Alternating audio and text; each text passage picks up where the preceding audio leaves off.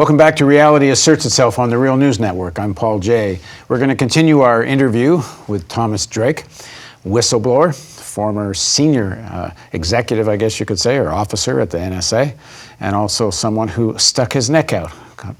Very concerned about the role the NSA played, both in not preventing 9/11, which he says they could have, and not revealing the NSA secretly developing a mass surveillance state, which he then helped to expose, and other things. He's a man who stuck his neck out. Thanks for joining us. So in part one, we talked about how deliberate this process is, and the question of how much of this is lack of prioritization, and by this I mean the suppression, withholding of evidence that various intelligence agencies gathered prior to 9/11 that might have prevented 9/11. And one of the things that is easiest to focus on, because there's other examples as well, but this one of these guys in San Diego, two guys that FBI know were there, CIA know were there, NSA know were there. And in a report or a public memorandum that you and some of your colleagues sent to President Obama in 2014 titled NSA Insiders Reveal What Went Wrong, in relating the NSA, the statement says this: was it a case of gross ineptitude on NSA's part, or was NSA deliberately withholding information linking al-Mindhar to the known al-Qaeda base in Yemen? I mean, what you're suggesting it could have been deliberate. Why would they do it? You have to understand, I want to come back to this, and I don't think it's something that's fully appreciated, because it's easy to say it was deliberate. It's easy to say they withheld it on purpose. It's easy to say they knew this and didn't share it. Counterterrorism NSA was not a priority at all. It just wasn't. The office that even dealt with it was a backwater office of about 20 people. I used to work extensively with them, particularly after 9/11. They themselves complained about all the reports that they had been issuing for years and years and years, largely in response to the Tenet memo, the systems Brinkley read all the way back to 1998, would continuously fall on deaf ears. But the Clinton presidency took it seriously enough to appoint Richard Clark to essentially a cabinet-level position. I mean, that's taking terrorism seriously. Well, it's the Bush presidency that demotes him. Yeah, because Cheney didn't trust Clark at all. So why not replace him and have someone else at the cabinet level? Because it gets in the way, and the potential that he may say something out of turn. They didn't trust him. So if you can't control, if you don't trust somebody, then obviously you don't believe you can control them. And you suggested in the last segment that Cheney sets up his own back channels to get intelligence directly to him. He basically created with all the key leaders, and then some, all the way down into the bowels of each agency. So if the NSA isn't prioritizing terrorism, isn't that a decision not to prioritize it at a time when you're getting all this information saying there's such real threats? Yeah, but you're also getting staggering amounts of information. You got to remember the part of the problem here was the glut of information. You were just getting flooded. I remember later the FBI even talking about this with me, even prior to 9/11, just staggering amounts of information coming in. How do you sort through it all? How do you make sense of it all? This is the great challenge NSA faced. One of the reasons I was hired. How do you make sense in a massive stream of data, basically oceans of data? How do you find the drops that matter? And that was part of the challenge, frankly. But Tenet says it's the highest priority facing the United States. So they've sifted through all this stuff and they've come to the conclusion. Saying it's a priority doesn't mean you're actually going to find what's of priority. That's part of the disconnect here. Saying it is by virtue of what we knew at the time, but then actually finding those things to take action. Remember, intelligence fundamentally is about indications and warning. You have to have the indications, but then you have to report it as a warning. Those are tip-offs. Those are alerting people. But if you don't do that and the action's not taken, it doesn't matter if Tenet sits there all day hollering the sky is falling when it actually is. I can keep my head buried in the sand for a long, long time because nothing has happened yet. Right. Well, except some stuff had happened. Well, nothing had happened in the quote-unquote the homeland. Well, they'd already attacked the World Trade Center, as you said in part one. That was sort of forgotten. I'm going to keep after you here. No, it's okay. No, it's part of the contradiction. Because that's what I'm hearing from you is this contradiction that it's a fundamental we can follow one line of conversation and you'll say they let it happen, and then another line of conversation. It was convenient to let it happen. knowing something would happen, why would you actually want to make an effort to prevent it?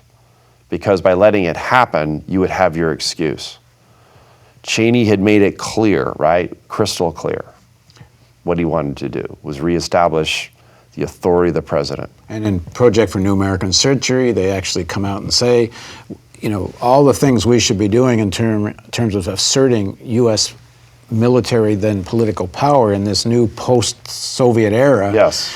We need a new Pearl Harbor because American public opinion has no taste for more war. That's why I said it was convenient to allow the course of events their due, and whatever would happen, knowing something would happen. Why would you want to stop it? That's why I'm saying the deprioritization is not unconscious. No, I would agree, it's not. But if you're at the NSA, you do have the dynamic of you're going to culturally not really, because it's not a priority. And remember, all of this was a super close hold. The vast majority of NSA is not on the counterterrorism mission. They're doing all the traditional stuff. Same thing, Colleen Rowley I've interviewed, and maybe we'll link to her interviews so you can find them as we're doing this.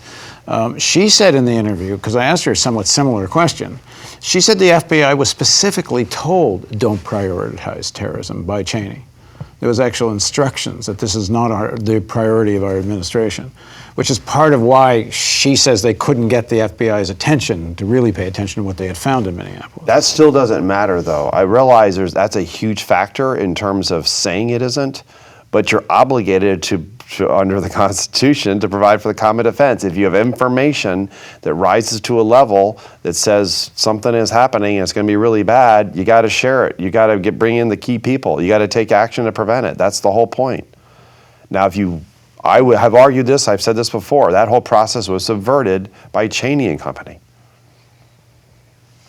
Okay. So the system, what I'm saying, the system itself was essentially set aside. The secret channels were the ones that were utilized.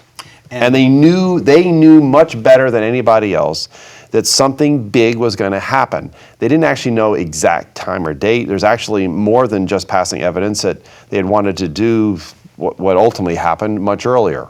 They just weren't able to make it all happen. Yeah, I agree. We know about all the test flights. We know about we know you have James Woods, who actually was interviewed, realizing that one of the flights he took, one of the many flights he took from the east to the west coast, he remembers certain people, right, of Middle Eastern descent who were on those airplanes, on those flights. It was clear that they had spent a long time, the actor. Yeah, they knew they had spent a long time working this out, making observations, testing how secure, insecure our system, our airline in particular, and all the security mechanisms. Now, one of the things that has came out of Bob Graham's joint congressional investigation is this famous 28 pages of their report.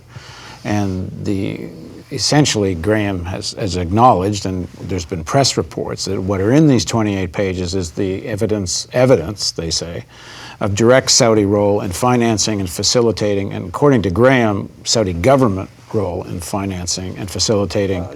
If this is true, the NSA must be hearing this stuff. This is part of what the NSA must not be passing on. It's not just about the information in San Diego. They got to know about the whole Saudi connection. Yeah, but that's political. That's geopolitics at the highest level. You're not going to counter the president when it comes to that, or the vice president for that matter. This is really serious stuff. You're talking at the kind of the heart of dark government, what I call the double government. This is the other government in action. You set it up in a way that obviously you're going to protect the Saudis, and yes, clearly the Saudis had a huge, remember most of the hijackers came from Saudi Arabia. Remember, I can look this gift horse right in the mouth and say what is so, but that's what most people don't want to do, because it opens up some really disturbing questions about power and who we are and who's in charge. And when did you start asking yourself these particular kinds of questions? Oh, early on in my life. Early on. Yeah. Early on, because of experience I had, never trust anybody in any position of power or authority, because they're usually up to no good, or they'll abuse their positions of power or authority. That's why I wear a Q. It's question everything, especially authority. And why did you then work for so many years in the state, one form or another, in this dark state? It was serving my country, and I'm in the system. There's a longer history. I actually blew the whistle when I was in the Air Force. I blew the whistle when I was a contractor. On a major program at NSA called Minstrel. Something the FBI reminded me of. It says, yeah, we know about your whistleblowing of Minstrel. It was supposed to modernize the voice processing, bring it into the modern era. So yes, it was serving my country, but you got to keep the secret government in check, because it tends to abuse itself. We have too many incidents. I mean, you can go back to the Gulf of Tonkin, where you deliberately manipulated, actually created and framed the intelligence to make it look like the North Vietnamese had actually attacked when they hadn't. And of course, that was the excuse that Johnson needed to expand the war, right? And what a disaster that was. Nixon torpedoing the Johnson's negotiation with the North Vietnamese. That's a whole other one. If you're interested in that one, we have an interview about that where we actually played the tapes that the Johnson Library released, where he accused Nixon of acting like a traitor and said 50,000 more American boys' lives are going to be on your head. Nixon ignored him. See, this is all history that burdens me, okay? This is why I try not to get too cynical about the human condition. I'm well aware of what happens in history. I'm well aware of secret agreements, both in World War I and World War II, that were triggered, right? Because, hey, or violated, and then things are unleashed, right? I mean, this is not pleasant stuff for people to look at. Most people don't want to look at the Pandora's box of history, because it's not pleasant. It just isn't. And so you have enormous power. Power is pathological when you start using it for other purposes. Power itself, Lord Acton's right, does tend to corrupt. It doesn't mean it always corrupts, but it tends to, because most people cannot resist the siren call of what it can do for you. When you talk about disturbing dark questions and the heart of this dark state, do you think that's one of the reasons that what the NSA knew pre-9/11 more wasn't done on, because it leads to the Saudis, if Graham's commission's right? In part it does, but they're also caught up at even the higher levels of the government. It's not just NSA, but NSA is a secret military intelligence agency. It was signed into being by virtue of a stroke of a pen by President Truman. It was never legislated into existence. It was secret. Military intelligence. We gotta be real here about what that agency does. It's headed by now a 4-star general. That's a military order. That's a military rule. It's not led by a civilian. It reports up through the Department of Defense. Historically, now we got the DNI. NSA routinely broke U.S. laws even prior to the 1970s. That all came out. Much of it came out, not all of it, in the Church and Pike committees, even the Rockefeller Commission, right? But none of it, that's I could argue that NSA has broken the law for most of its history. Remember, it was foreign intelligence. You were designed to break. It didn't matter what the rules were or the laws of any respective country. You were going to collect whatever you needed to collect for the purposes of national security, and national security is the purview of the president. So again, that's the national security state. Why do you stay in it? And why then, it sounds to me like you could have had other opportunities to blow the whistle that might have put you in the same predicament. Now you do, but yeah, but this is different. Why? Though the earlier ones were, you're talking about just fraud and waste. This is a whole different matter. This is actual violations of the Constitution. Willful, deliberate violations. Meaning mass surveillance. Mass surveillance. Remember, I was on the very program in which we were helping the FBI. Myself and a colleague. Right after 9/11, we were tasked and all approved to help put together the affidavit information would go up before the secret court. That was the secret court called the Foreign Intelligence Surveillance Court under the Foreign Intelligence Surveillance Act, passed in 1978 under the Carter administration, which in itself was a compromise. This is the means by which, in secret, although you still have to meet fourth amendment probable cause thresholds to issue a warrant, although there were hot pursuit where you actually could pursue if the threat was that great, but you still go back to the court for the warrant, completely bypassing it. We were taken off that effort. When I confronted Marie McGinty, she said they've gone with a different program. I knew when she told me that, this is in the first few weeks after 9/11, that we were way across the Rubicon. We were in a whole new vehicle. It wasn't just the wheels came off. We're in a whole new vehicle I did not recognize. It was an alien form of government. I didn't take the oath to defend an alien form of government. And you think it gets created whole cloth just after 9/11? No. There's no pre-thinking here? No, this goes all the way back to 1947. I could point to 47 as the epigenesis of the national security state. So this is taking advantage of crises to establish things Sure that is. have been worked out. Yes, and I'm well aware of other things that happen in terms of emergency orders in case of national crises. Right? For example? COG, continuity of government. Right. I'm well aware of mechanisms that have been in place even during the Cold War, Continuity which of essentially government would establish meaning martial law, it's a virtual martial law, and real martial law if necessary. This is all of this thinking, not just conceptual, but all the planning, the mindset, the view was already in place. And isn't that kind of the whole point about how these people view the Constitution? That the Constitution can essentially be suspended whenever it's pragmatic to do so. And you just, remember, I'm witnessing in secret the subversion of the Constitution. So what does that mean? They're setting it aside.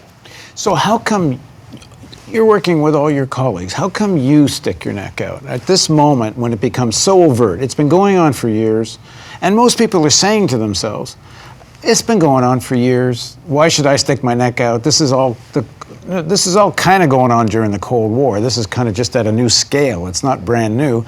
But you stick your neck out and you say, no. Why? I owed it to the people. I took the oath. I wasn't going to break the oath that I took. The oath mattered to me. It was the fourth time I had taken it. It mattered. And here's the president committing high crimes and misdemeanors as defined by the Constitution. And how did it feel? Suspending the Constitution because we had failed to provide under the preamble the common defense. Suspending the Constitution for all intents and purposes, willfully and deliberately. So the only thing left that I have is defend it. So I decided to keep defending it from within until I no longer could. That's when I went outside the system. And that's what got me in trouble. And how did it feel that the president who got elected next, who's supposed to be the anti-Bush, is the one, President Obama, who actually is the one that targets you?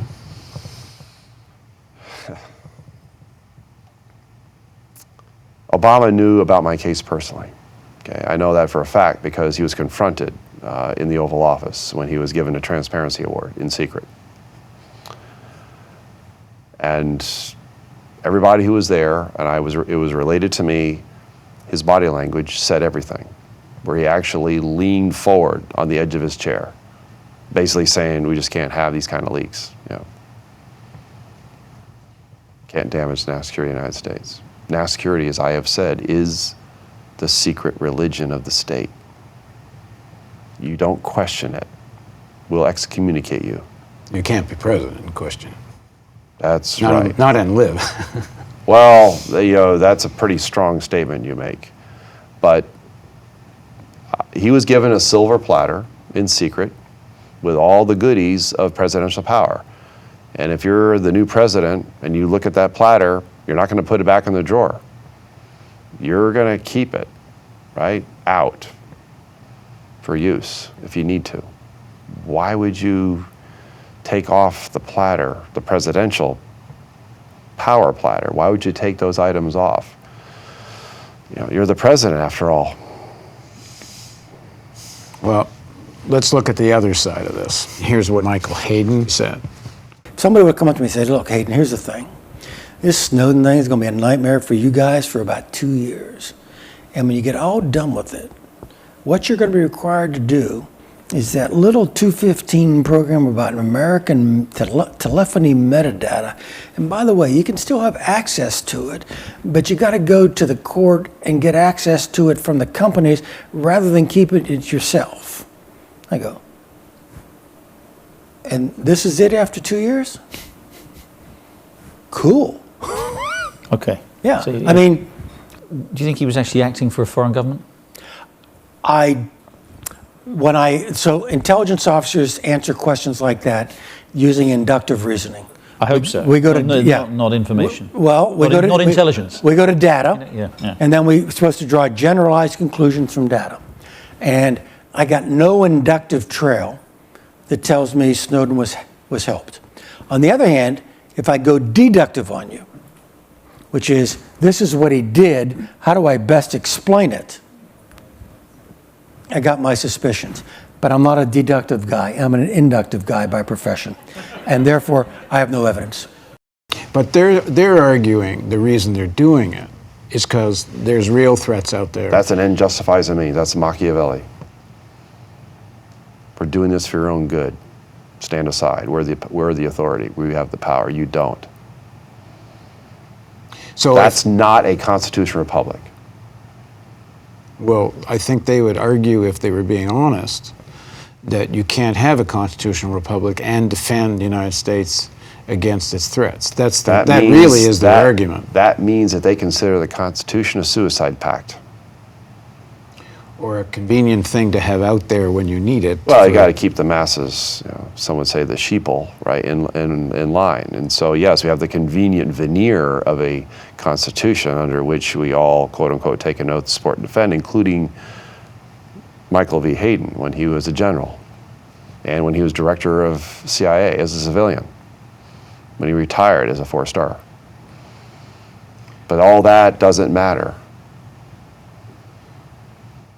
We have an existential crisis. As I was told, you don't understand, Mr. Drake. Exigent conditions apply. Emergency action is necessary to deal with the threat. It doesn't matter that we failed to protect people, protect the nation. We did not keep people out of harm's way. And that whole national security state apparatus put into place formally in 1947 in the Cold War just got transmuted into the 21st century with a new existential threat. And it was going to be decades, if not longer, that we would have to deal with it. And is it possible to have or be the global hegemon? Is it possible to have the kind of foreign policy where there's military bases all over the world? Is it possible to have all the extra economic advantage that global military power gives you and still have a constitutional republic at home? No. Because the chickens always come home to roost. The very policy mechanism you apply in foreign adventures will come home to roost. The irony, of course, for me is that the United States became the petri dish for mass surveillance. That's what I became eyewitness to. That was exported overseas, as if mass surveillance was the answer. Remember, mass surveillance has far less to do with protecting people than it does to drive national security interests and protect national security interests. And how do you define how do they define national security interests? National security interests is what they define based on what needs to be protected for those who are in power and to protect the policies that they implement. It has far less to do with liberty and real security. When I asked Larry Wilkerson this, and a somewhat similar story in many ways. Someone who joined the armed forces to fight in Vietnam, was in the Bush administration, and got completely disillusioned by it all. His answer was, in the final analysis, what kind of shook him is how banal the interest is in the end, because it's actually about money. It's actually, really... I can make a very powerful economic argument to this whole thing is just an enterprise. It makes people a whole lot of money, because that's partly what I was more than eyewitness to. Look, when I was going around, just giving an example, right after 9/11, the workforce knew we had failed the nation. People really took it hard, because that was our responsibility, was to provide for common events, and we hadn't done that. So almost 3,000 people are murdered. So we're going around the campus. I'm with Marie McGinsky. Guess what? How is she explaining it? Marie McGinsky, the signals intelligence director, the person I reported to. Going around, very visible person, because it's the largest organization at NSA by far. It's the offensive side of NSA, not the defensive side. You know, it's the core mission of NSA. And her explanation is that NSA was a gift. 9/11 was a gift to NSA. And then she said, we'll get all the money we want and then some. It was clear that this was not just the failure was now going to result in all kinds of money. And that's why during the 50th anniversary of NSA, which took place in the fall of 2002, and I was there, I remember Hayden up on the dais receiving this big check, like the fake check publishers clearinghouse, right, that they used to have, and they made a big deal of it with the cameras rolling. You know, oh wow, you won $1 million. Let's just say there was a number, right? It was in the billions. And it was one of the then House staff managers, his name was Tim Sample, who was handing this check over to Hayden. And I clearly remember, although I could not hear the words, but it was clear just from I can sort of lip read. He was looking down at George Tenet, then pointing to the check, looking back to George. George, I got my money. George, I got my money. I got my money. Look, if you're at NSA and you're going to get all the money you want and then some. You really are. Billions and billions were poured, not just NSA, but throughout. CIA, FBI, you name it. This became a huge jobs program. I mean, the quickest way to become a millionaire was to, start a small company, as many of my colleagues did. Hire 5 or 6 people, you're an instant millionaire. Because you can sell these services to the NSA. Yeah, and then you can replicate them with the other agencies. Okay, in the next segment of our interview, we'll talk about the controversy over what kind of program to use. But it's one of the big elephants in the room. Look, I mean, this. You say war crisis profiteers. Why? What the heck? I'm not going to let this go to waste. And it doesn't matter that it's the national treasure of the United States. It doesn't matter if it's American taxpayer money. And of course, most all of this was being deficit funded anyways.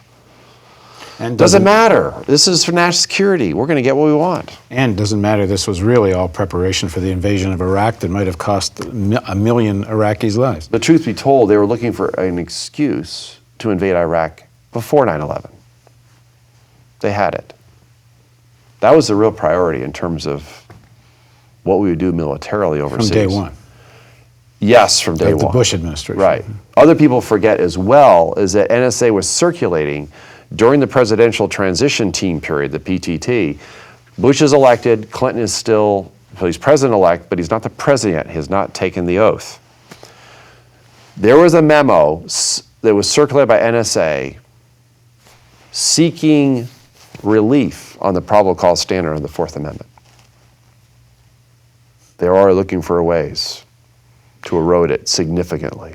So if your highest foreign policy priority in reality from the very beginning is the invasion of Iraq, then it's not a big surprise you deprioritize terrorism, because heck, wouldn't that be a nice excuse for what our number one priority is? And then conveniently link it, which was of course completely framed, that Iraq had something to do with 9/11. Yeah, it had absolutely nothing to do with 9/11. Okay, we're going to continue this discussion. Please join us for the continuation of Reality Asserts Itself on the Real News Network.